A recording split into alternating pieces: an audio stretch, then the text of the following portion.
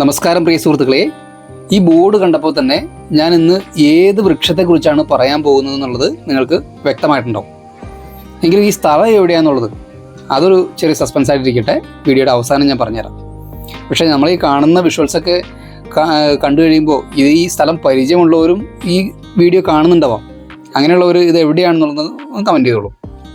ഇനി ഇവിടെ വന്നിട്ടുണ്ടെന്നുണ്ടെങ്കിൽ നിങ്ങളുടെ എക്സ്പീരിയൻസ് എന്തായി എന്നുള്ളതും അതൊന്ന് പറഞ്ഞോളൂ കേട്ടോ. ഇന്ത്യയിൽ മാത്രം കാണപ്പെടുന്നൊരു വൃക്ഷയിനമാണ് ഈ രക്തചന്ദ്രൻ എന്ന് പറയുന്നത്. നമ്മുടെ സ്റ്റേറ്റിനെ സംബന്ധിച്ച് പറയുമ്പോൾ, കേരളത്തെക്കുറിച്ച് പറയുമ്പോൾ ഇത് വളരെ കുറവേ കാണാറുള്ളൂ. ഇന്ത്യയിൽ മാത്രമെന്ന് പറഞ്ഞല്ലോ, പക്ഷേ ഇന്നത്തെ സ്ഥിതി പരിശോധിച്ച് കഴിഞ്ഞിട്ടുണ്ടെങ്കിൽ പശ്ചിമഘട്ടത്തിലെ കാടുകളിൽ പോലും ഇത് അപൂർവമായിക്കൊണ്ടിരിക്കുന്നൊരു അവസരമായിട്ടാണ് നമ്മൾ മനസ്സിലാക്കുന്നത്. സൗന്ദര്യ സംരക്ഷണത്തിന് പണ്ടുകാലം തൊട്ടേ ഉപയോഗിച്ചു വരുന്ന ഒരു നാച്ചുറൽ റെമഡിയാണ് രക്തചന്ദ്രൻ. തികച്ചും ശുദ്ധമായത് പല ചർമ്മ പ്രശ്നങ്ങൾക്കും നല്ലൊരു പരിഹാരവുമാണ്. പാല്, തൈര്, തേൻ, മഞ്ഞൾ, റോസ് വാട്ടർ, നാരങ്ങ നീര് മുതലായവയുടെ ഒക്കെ യോജിച്ച ഒരു അനുപാതത്തിൽ ചേർത്തിട്ട് ഫേസ് പാക്കുകൾ ഉണ്ടാക്കാനായിട്ട് രക്തചന്ദ്രം ഉപയോഗപ്പെടുത്തുന്നുണ്ട്. ചർമ്മത്തിൻ്റെ നിറം വർദ്ധിപ്പിക്കാനും കറുത്ത കുത്തുകളും പാടുകളും കളയാനും ചർമ്മം സോഫ്റ്റ് ആകാനും എണ്ണമയമുള്ള ചർമ്മത്തിനുമൊക്കെ നല്ല ഒന്നാന്തരം പരിഹാരം കൂടിയാണ് രക്തചന്ദ്രം. രക്തചന്ദ്രത്തിലെ ആൻറ്റി ഓക്സിഡൻറ്റ് ഗുണങ്ങൾ മുഖചർമ്മം അയഞ്ഞു തൂങ്ങി വരുന്നൊരു പ്രശ്നങ്ങളുണ്ടല്ലോ, അതിനെയൊക്കെ പ്രതിരോധിക്കും എന്നുള്ളതാണ് പറയുന്നത്. ഇത് സൗന്ദര്യവർദ്ധക വസ്തു മാത്രമല്ല, നല്ലൊരു തലവേദന സംഹാരിയായിട്ടും രക്തചന്ദ്രൻ പ്രവർത്തിക്കുന്നുണ്ട്. കൂടാതെ ശ്വാസകോശ രോഗങ്ങളെ കുറയ്ക്കാനും അതിൻ്റെ സങ്കോച വികാസങ്ങളെ നിയന്ത്രിക്കാനുള്ള കഴിവ് രക്തചന്ദ്രത്തിനുണ്ട് എന്ന് ആയുർവേദം പറയുന്നു. കൂടാതെ കളിക്കോപ്പുകൾ, അലങ്കാര തൂണുകൾ, സംഗീതോപകരണങ്ങൾ മുതലായവ നിർമ്മിക്കാനായിട്ട് രക്തചന്ദ്രത്തിൻ്റെ തടി ഉപയോഗപ്പെടുത്തുന്നുണ്ട്.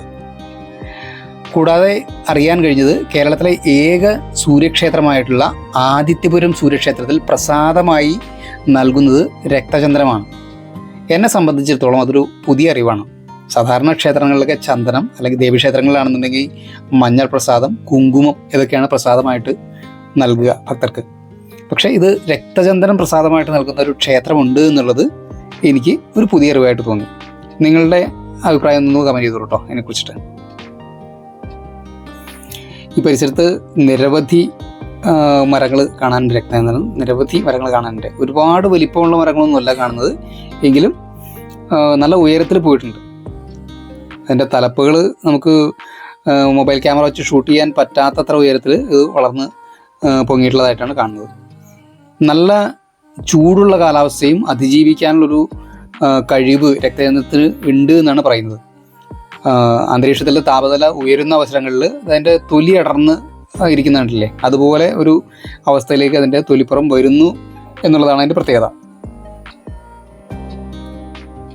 കണ്ടില്ലേ, ഉയരം നിങ്ങൾ ശ്രദ്ധിച്ചോട്ടോ, നല്ല ഉയരത്തിൽ പോയിട്ടുണ്ട്. ഇനി സ്ഥലം എവിടെയാണെന്ന് ഞാൻ പറഞ്ഞേക്കാം. ഇത് പെരുമ്പാവൂർ കപ്രിക്കാടുള്ള അഭയാരണ്യം ത്തിനകത്താണ് ഈ ഒരു സംരക്ഷിത വൃക്ഷങ്ങളായിട്ട് ഇങ്ങനെ രക്തചന്ദ്രം പ്ലാന്റ് ചെയ്ത് സംരക്ഷിച്ചിട്ടുള്ളത്.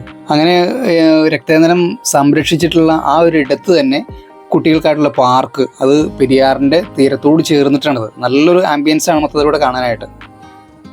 കണ്ടില്ലേ, ഞാൻ ചൂടേറിയ കാലാവസ്ഥയിൽ അതിൻ്റെ തൊലി തൊലി ഒരു അടരുകൾ പോലെ കാണപ്പെടുന്നു എന്ന് പറഞ്ഞില്ലേ. ഇപ്പോൾ ഈ വിഷ്വൽസിൽ നിങ്ങൾക്കത് വ്യക്തമായിട്ട് കാണാൻ കഴിയുന്നുണ്ടാവും. കണ്ടോ, ഇപ്പോൾ കുറച്ചുകൂടി ദൃശ്യമാണ്. ഈ വിഷ്വൽസിലേക്ക് കുറച്ചുകൂടി ദൃശ്യമാണ്. ഇതിൽ കൂടുതൽ മേലോട്ട് വിഷ്വൽസ് എടുക്കുക എന്ന് വെച്ചിട്ടുണ്ടെങ്കിൽ വലിയ പ്രയാസമാണ്. കാരണം നമുക്ക് വ്യക്തത ഒന്നും കിട്ടില്ല. അങ്ങോട്ട് അനന്തമായിട്ട് അങ്ങോട്ട് ഉയരത്തിൽ പോയിട്ടുള്ള രീതിയിലൊരു കാഴ്ച മാത്രമേ നമുക്ക് കിട്ടുള്ളൂ. അത്ര ഒരു സൂംഡ് വിഷ്വൽസ് എടുക്കുക എന്ന് വെച്ചിട്ടുണ്ടെങ്കിൽ ബുദ്ധിമുട്ടാണ്.